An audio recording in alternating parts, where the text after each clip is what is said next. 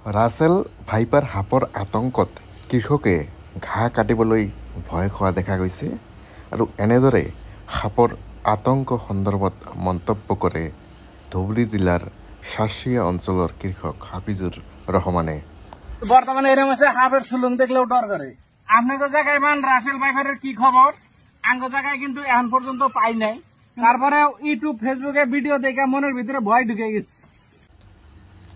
Russell viper সাপৰ আতংকত কৃষকে ঘাঁহ কাটিবলৈ ভয় খোৱা দেখা গৈছে আৰু এনেদৰে সাপৰ আতংক সন্দৰ্ভত মন্তব্য কৰে ধুবুৰী জিলাৰ শাসিয়া অঞ্চলৰ কৃষক হাফিজুর রহমানে। বর্তমানে এরকম আছে সাপের সুলুং দেখলেও ডর করে। আপনাদের জায়গায় মান রাসেল ভাইপারের কি খবর? আঙ্গ জায়গায় কিন্তু এখন পর্যন্ত পাই নাই। তারপরে ইউটিউব ফেসবুকে ভিডিও দেখে মনের ভিতরে ভয় ঢুকে গেছে। এখন পর্যন্ত পাই নাই। তারপরে ইউটিউব ফেসবুকে ভিডিও দেখে মনের ভিতরে ভয় ঢুকে গেছে।